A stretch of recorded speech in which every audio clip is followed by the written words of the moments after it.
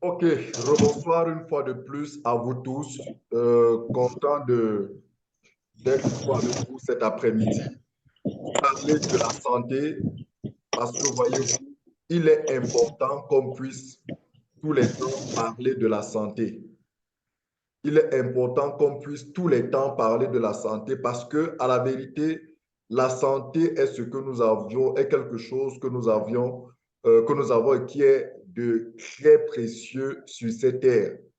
Parce que si nous sommes en vie et que nous voulons profiter de toutes choses sur cette humanité, dans cette humanité, nous avons besoin de la santé. Et ce programme de cet après-midi, c'est un mini-programme juste pour, de manière hebdomadaire comme ça, aborder certaines questions peut-être avec profondeur, parler de certains cas, mais surtout continuer la sensibilisation, continuer l'information, la formation sur aujourd'hui ce qui se révèle être quelque chose de révolutionnaire, mais à la vérité, ce n'est pas si révolutionnaire que ça, parce que lorsqu'on voit depuis combien de temps les recherches sont faites, ça fait plus d'un siècle aujourd'hui que les chercheurs travaillent sur cette approche de la santé, mais malheureusement, c'est des recherches qui sont très profondes, qui sont très poussées, et par conséquent, ce type de recherche ne produit pas les résultats rapidement. Il faut de très longues années pour arriver à des aboutissements comme ceux qu'on a ces derniers temps, ces dernières années. Et c'est pour ça que on parle de révolutionnaire parce que les résultats qu'on a aujourd'hui, on ne les a pas encore vus, ou alors la plupart des personnes sont convaincus du contraire. Et c'est pour ça aujourd'hui que lorsque, comme on va le voir, comme on va en parler cet après-midi, on dit aux gens que c'est possible de guérir du cancer, c'est possible de guérir de n'importe quelle maladie dégénérative et tout.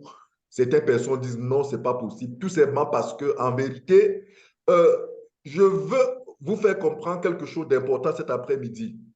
C'est que l'industrie pharmaceutique, l'industrie pharmaceutique est l'une des industries commerciales les plus puissantes au monde. La médecine, telle que vous la connaissez de manière conventionnelle aujourd'hui, ça a l'air humanitaire, mais en vérité, ce que vous ne savez pas, c'est que les hommes riches de cette planète, une des grosses sources de leurs revenus proviennent de la maladie. Est-ce que si je vous dis que il y a des maladies qui sont fabriquées, des maladies que nous vivons qui sont fabriquées, est-ce que si je vous dis ça, je serai en train de vous annoncer quelque chose de nouveau? Est-ce que si je vous dis que il y a des gens, il y a des cellules, il y a des unités, il y a des personnes, il y a des chercheurs qui travaillent à développer des maladies, des virus, des bactéries pour pouvoir créer des pandémies, des endémies, des crises sanitaires. Est-ce que si je vous dis ça, c'est de ma bouche que vous entendiez ça pour la première fois? Je vous en prie, écoutez un seul instant les médias. Faites un peu de recherche sur le net. Vous allez comprendre que la COVID, par exemple, il se dit que ça est un virus pensé, fabriqué. Lorsqu'on vous parle, par exemple, dans la guerre, en guerre, on vous parle des armes chimiques. Lorsqu'on vous parle, par exemple, de la première bombe atomique lancée dans l'humanité, la bombe d'Hiroshima, dont les conséquences après la bombe ont été plus catastrophiques que l'explosion elle-même de la bombe. Ce que vous devez comprendre, c'est que l'industrie pharmaceutique, l'industrie médicale conventionnelle est un business terrible. C'est un business qui est arrivé à un niveau où on a créé une sorte de communication au point de mettre dans la tête de l'être humain que sa santé se trouve dans les produits pharmaceutiques. sa santé se trouve dans les hôpitaux. Au point où, regardez un peu comment vous êtes constitué. Vous êtes malade à la maison, mais dès que vous arrivez à l'hôpital, dès que vous arrivez à l'hôpital, dès que vous commencez seulement même à causer avec le docteur, regardez comment vous commencez à vous sentir bien, à causer seulement avec lui. C'est qu'en fait, dans votre tête, vous êtes convaincu que c'est à l'hôpital qu'il y a la solution à votre traitement, à votre maladie. Vous êtes convaincu que le médecin que vous avez en face de vous, il est la solution à votre problème de santé ou alors il a la solution à votre problème de santé. Au point où aujourd'hui, ça passe pour être quelque chose de salutaire, d'humanitaire. Oui, c'est vrai. Mais ce que vous ne percevez pas dans cette industrie, ce que j'appelle cette industrie, c'est que l'hôpital est un business, l'un des business les plus puissants au monde. L'hôpital est un business, l'un des business les plus puissants au monde. L'hôpital, je voulais dire, la maladie est un business terrible. Donc, aujourd'hui, les gens sont tellement convaincus de tout ce qui se dit dans la conventionnelle au point où, lorsqu'il y a un autre discours hors de la conventionnelle qui leur est tenu, ils doutent, ils ne sont pas convaincus. Surtout quand ce ne sont pas des personnes en blouse blanche, qui leur dit que, écoutez, quelle maladie est curable ou incurable. Mais écoutez, un jour, un Européen faisait un témoignage en disant qu'il était à l'école, il voulait soutenir une thèse portant sur une solution qui va aider les bébés à être en santé. Et il est allé voir un directeur d'une grande société de production de produits pharmaceutiques pour lui dire, écoute, je suis en train de faire des recherches sur une solution qui va aider les bébés à être en santé. Je veux que vous me sponsorisez, je veux que vous me souteniez financièrement pour ce travail. La réponse de ce directeur à ce monsieur était celle-ci. Pourquoi veux-tu que je t'aide à résoudre un problème qui me fait gagner de l'argent? Je gagne de l'argent parce que les bébés sont malades. Je gagne de l'argent parce que les humains sont malades. Pourquoi veux-tu aujourd'hui que je te soutienne pour mettre au point une solution qui va les mettre en santé? Est-ce que vous comprenez un peu ce que ça veut dire? Pourtant, ce monsieur-là, c'est le patron d'une firme qui produit les médicaments. Mais la question est, attends, comment tu peux me dire que tu ne peux pas m'accompagner pour mettre une solution alors que tu es censé, tu es reconnu comme quelqu'un qui travaille, qui produit des solutions de santé.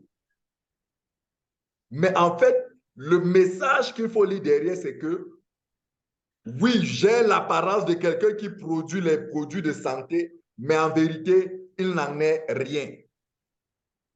Aussi longtemps que... Parce que, est-ce que vous pouvez comprendre? Dites-moi un peu, laissez que je prenne une autre image. Laissez que je prenne une autre image. Dites-moi, un morguier va faire du business avec quoi? Avec la mort, n'est-ce pas? Pour qu'un morguier vende du cercueil, il faut qu'il y ait des morts. Si, est-ce que vous pensez qu'un morguier qui fait du business, qui gagne de l'argent parce qu'il vend des cercueils, est-ce que vous pensez que quand bien même il peut être content, venir vous voir à l'hôpital pour dire vraiment prions pour que tu ne meurs pas, est-ce que vous pensez vraiment que c'est cohérent avec ça? Parce que aussi longtemps que vous serez en santé, vous ne mourrez pas, lui, il ne fera pas de business. Lui, il souffrira. Donc, si vous reprenez cette image, vous la transposez dans cet entretien avec ce monsieur est simplement en train de dire que aussi longtemps que les gens sont malades, en tout cas, il vaut mieux pour mon business que les gens soient malades. Donc, je n'ai aucun intérêt à ce qu'on mette en place une solution qui va guérir les gens. Parce que si ces gens sont guéris, moi, je n'ai plus de business. Je fais cette parenthèse pour que vous compreniez, pour que vous essayez de déconstruire une certaine pensée qui vous laisse croire que ce que la conventionnelle, ce que la médecine conventionnelle vous dit est ce qui est vrai, est ce qui est vérité absolue. Faites très attention. Quand nous nous disons qu'il est possible de guérir de la drépanocytose, les gens disent non. Je me fais, moi, insulter dans certains forums. Je me souviens même que j'ai posté une vidéo d'un témoignage dans un de mes réseaux sociaux. Les gens là-bas m'ont insulté, m'ont traité de bandit, d'arnaqueur, d'escroc. Tout simplement pourquoi? Parce qu'ils sont convaincus. Les docteurs, les médecins, la conventionnelle leur a dit qu'on ne guérit jamais de la drépanocytose. On ne guérit jamais du diabète. On ne guérit jamais du cancer. On ne guérit jamais de ces choses. Mais si on ne guérit jamais de ces choses, pourquoi continuez-vous donc à aller chez ces personnes-là qui vous donnent des produits dont vous ne vous rendez pas compte que non seulement ils ne vous soignent pas, ces produits ne vous soignent pas, mais ces produits ont plutôt d'autres conséquences. Je prends l'une des maladies que nous tous nous connaissons, le cancer. Vous savez que les trois moyens de guérir du cancer, c'est la chimio, la radio et la chirurgie. Mais l'une des méthodes les plus utilisées, c'est la chimio. Vous savez que lorsque vous commencez à faire la chimio, les cheveux tombent, non? Vous commencez à devenir fragile. Dès que vous entamez avec la première chimio, ne vous inquiétez pas, vous allez faire d'autres. Et plus vous en faites, plus vous en ferez davantage. Et c'est cette chimio qui va vous amener. Tous ceux qui ont souffert du cancer et qui en sont morts, quand vous écoutez les témoignages de leurs membres de famille, ils vous disent que c'est dès que ces personnes ont commencé à subir la chimio que la situation s'est aggravée. Comment donc vous savez ça? Vous saviez ça avant même que la personne aille faire la chimio. Mais comment avez-vous accepté que la personne aille faire la chimio quand même? Pendant ce temps, aujourd'hui, à certaines de ces personnes, lorsqu'on leur dit que, écoute, je te mets sous thérapie cellulaire et je te rassure que tu trouves guérison, la personne dit jamais, ce n'est pas vrai. Ok, ce n'est pas vrai. Qu'est-ce que tu as donc comme solution? Je préfère aller faire la chimio. Ah! Tu préfères aller faire la chimio où tu sais toi-même que ça ne te guérira pas. Tu le sais, ça ne te guérira pas. Ça va te détruire. Et puis même, la petite santé que tu as maintenant, quand tu vas aller faire cette chimio ou cette radio-là, c'est ça qui va t'amener davantage. Comment tu fais pour aller là-bas? Non, mais en fait, la personne est dans une situation psychologique où, dans sa tête, c'est qu'à l'hôpital là-bas, on ne sait jamais. Peut-être qu'il peut y avoir un miracle à l'hôpital là-bas, je guéris. Il est plus facile pour nous de concevoir que c'est à l'hôpital qu'on peut guérir facilement, plutôt que d'admettre que, ou de concevoir, d'accepter qu'il y a une thérapie autre qui peut nous aider à guérir. Au point où vous allez voir des gens qui, quand bien même ils viennent vers cette thérapie-là, ces autres thérapies, ils viennent avec le doute. Pendant que cette personne qui est malade du cancer, en allant faire la chimio, sait très bien que la chimio ne va pas la guérir. Sait très bien que la chimio va détruire son corps. Mais elle va quand même avec assurance faire la chimio, en sachant très bien qu'elle n'a pas de solution. Mais lorsque tu lui dis, écoute, je te garantis que si tu suis mon traitement, tu vas t'en sortir. En venant suivre ton traitement, cette personne est dans des conditions où elle doute. Elle doute au point où, pendant que tu donnes le traitement, elle cherche en fait les éléments qui vont lui permettre de confirmer que tu vois, je t'avais dit que ton traitement là ne marcherait pas. Mais à certains, je pose la question, tu as quel choix d'autre? Tu as quel autre choix? Très cher, c'est pour vous dire que ce dont nous allons parler cet après-midi, c'est très sérieux. J'aime vous faire écouter les vidéos pour que certaines expressions que vous nous entendez dire, que vous ne vous dites pas simplement que ah, c'est mon frère noir qui dit ça, c'est la propagande, c'est la publicité. Il est souvent bon d'entendre ça de la bouche des Occidentaux parce que malheureusement, le noir est encore dans une situation où, quand on lui dit que c'est l'Européen qui a parlé, il croit beaucoup plus, il accepte beaucoup plus. Lorsque nous vous disons que la biothérapie cellulaire c'est l'avenir de la médecine, c'est la médecine de demain, c'est même l'avenir de l'espérance de vie humaine, c'est même probablement la source de la vie éternelle physique de l'être humain. Certaines personnes disent, oh, vraiment, c'est des termes commerciaux. Écoutez, cet après-midi, je vous prie de regarder cette vidéo et écoutez, analysez et retrouvons-nous juste après. Et retrouvons-nous juste après pour pouvoir commenter et avancer dans notre échange. Soyez concentrés, regardez cette vidéo attentivement. Thérapie cellulaire régénérative. La thérapie cellulaire régénérative est-elle l'avenir de l'homme? La recherche scientifique et médicale est très prometteuse et très dynamique en ce moment, et pourtant les réalisations concrètes marquent le pas. Cela dit, il y a un domaine très prometteur, très enthousiasmant, c'est la thérapie cellulaire régénérative. Pour faire simple, il s'agit de prendre une cellule malade de l'individu et de la remplacer par une autre cellule issue de l'individu lui-même et de le guérir ainsi. Il y a plusieurs applications, il y a l'infarctus du myocarde, il y a le problème du diabète, il y a le problème de l'œil. Alors, pour en parler, le professeur Philippe Ménaché, est-ce que la thérapie cellulaire régénérative, sur laquelle il y a beaucoup de publications en ce moment, vous êtes chirurgien à l'hôpital européen Georges Pompidou et chercheur, vous avez publié récemment sur ce domaine, est-ce que ça risque de modifier le système de soins et où en est-on et quelle est la définition précisément de cette thérapie cellulaire régénérative? La définition, vous l'avez donnée, c'est le remplacement de cellules malades dans un organe, et tous les organes pratiquement peuvent être intéressés, par des cellules saines. Alors vous disiez prélevées chez l'individu, elles peuvent aussi être issues de banques de cellules, donc être des cellules étrangères, ça a beaucoup d'autres avantages, avec comme objectif, du moins c'était l'espoir initial, de remplacer ces cellules malades et de refaire un tissu bien portant et fonctionnel. Alors on peut prendre des cellules embryonnaires, il y a trois possibilités. Est-ce que vous avez compris ceci? Vous avez compris de quoi il s'agit? Vous avez compris l'intervention de ce monsieur? Il s'agit de remplacer une cellule malade par une cellule saine. Et il dit ce remplacement-là concerne les tissus et peut concerner tous les tissus du corps. Ce que vous devez comprendre, c'est que tout notre corps n'est que ce qu'on appelle des tissus.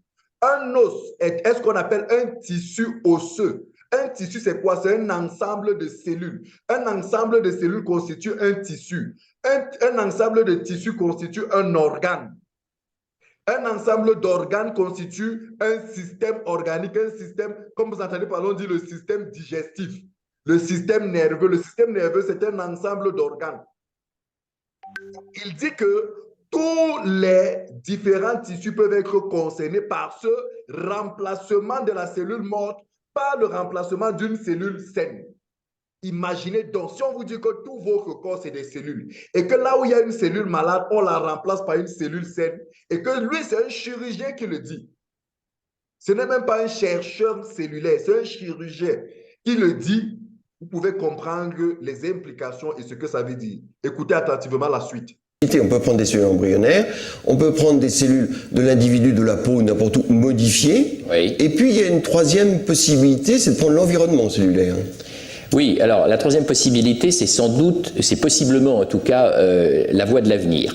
L'idée, si vous voulez, c'est qu'au départ, on pensait que les cellules greffées, que ce soit des cellules adultes ou des cellules embryonnaires, allaient s'intégrer dans l'organe malade et allaient refaire par conséquent un tissu par elles-mêmes. En réalité, ce qu'on sait aujourd'hui, c'est que, quelle que soit l'échéance, ces cellules greffées vont disparaître. Et malgré tout, le bénéfice, quand il existe, persiste. Et cette discordance, elle s'explique sans doute par le fait que l'action des cellules greffées n'est pas de remplacer par elles-mêmes le tissu.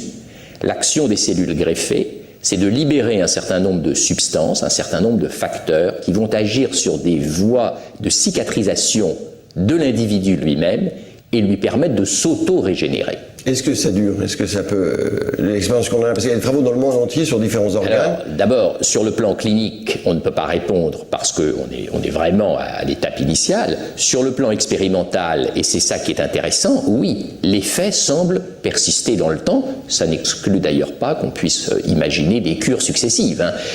Mais oui, et c'est justement parce que au bout de 8 jours, 15 jours, 3 semaines, il n'y a plus une seule cellule greffée qui persiste, alors même que leur bénéfice, lui, est toujours là. C'est donc cette discordance qui a amené à soulever cette hypothèse qui aujourd'hui commence à être validée par un certain nombre de travaux assez solides. Alors c'est très enthousiasmant parce que régénérer le tissu, régénérer les organes, vous travaillez sur le cœur, mais quels sont les organes les plus concernés où on peut espérer dans les quelques années à venir avoir des résultats probants? Il y a le cœur. Il y a le cœur, il y a déjà beaucoup de choses dans le domaine ostéo-articulaire. Donc pour l'arthrose. Pour l'arthrose, toutes les maladies du cartilage, etc. Et d'ailleurs, oui, c'est un marché énorme et c'est sans doute un des domaines où les applications cliniques sont le plus avancées.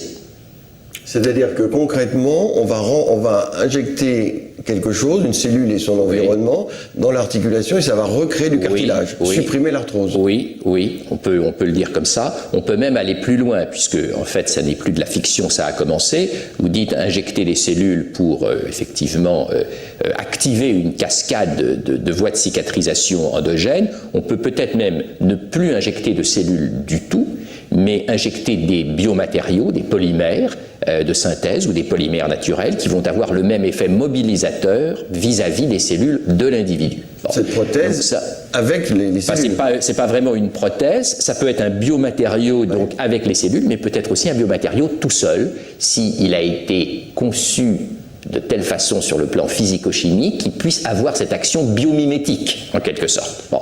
Et puis, il y a d'autres domaines concernés. Il y a l'œil, avec la dégénérescence maculaire. Ça, c'est un élément très important compte tenu de la flambée de cette maladie.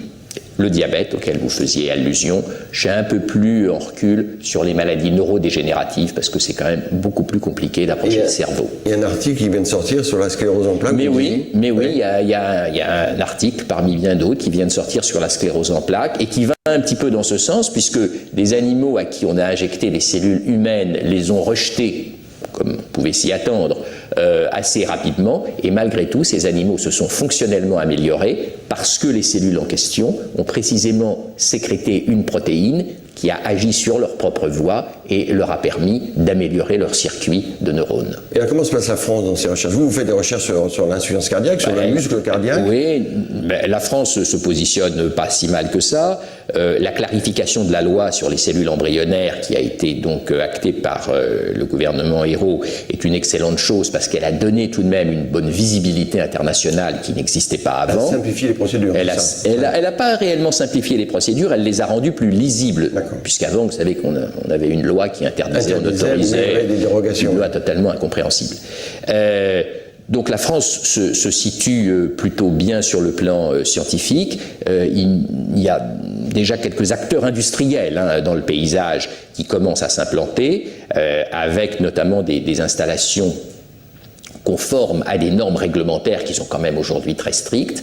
On espère que d'autres investisseurs suivront et peut-être même se pencheront sur ce problème de la thérapie cellulaire sans cellules. Et alors, en 2 mots sur l'organisation du système de santé, qu'est-ce que ça va modifier? Est-ce qu'on va aller à l'hôpital, on va avoir une injection et puis on va repartir en pleine forme? Oui. Ce que vous devez donc retenir de cette vidéo, je vais l'arrêter là pour cette première partie, c'est que aujourd'hui, avec la thérapie cellulaire régénérative, il est possible de donner la possibilité au corps humain de réparer lui-même son cœur, de réparer lui-même son pancréas.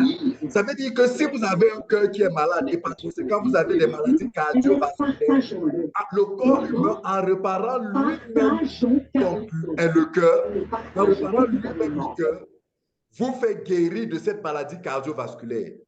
Avec cette thérapie, le corps humain, en réparant par exemple le pancréas, vous fait guérir du diabète. En réparant, en régénérant les cartilages, là, vous fait guérir de l'arthrose. Donc, vous comprenez de la bouche de ces occidentaux, de ces experts, que lorsqu'on vous dit qu'il y a une thérapie qui permet à l'être humain de guérir de ces maladies dont il est communément dit qu'elles sont inguérissables, vous pouvez donc comprendre que c'est vrai de chez vrai et compagnie. Sauf que ce que vous devez remarquer dans cette entité, c'est qu'on parle de cellules souches humaines. Et j'aurais eu un peu plus en détail, je vous aurais montré les limites de ces cellules souches humaines au point de vous introduire dans ce qu'on appelle les cellules souches végétales, qui, elles, vont donc révolutionner davantage cette industrie et repousser les limites de l'action des cellules souches humaines. C'est ce qu'on va voir dans la deuxième partie. Je m'avais fermé la salle. Sylvia, rouvre la salle pour la deuxième partie de notre entretien. Et là, on va rentrer dans les cellules souches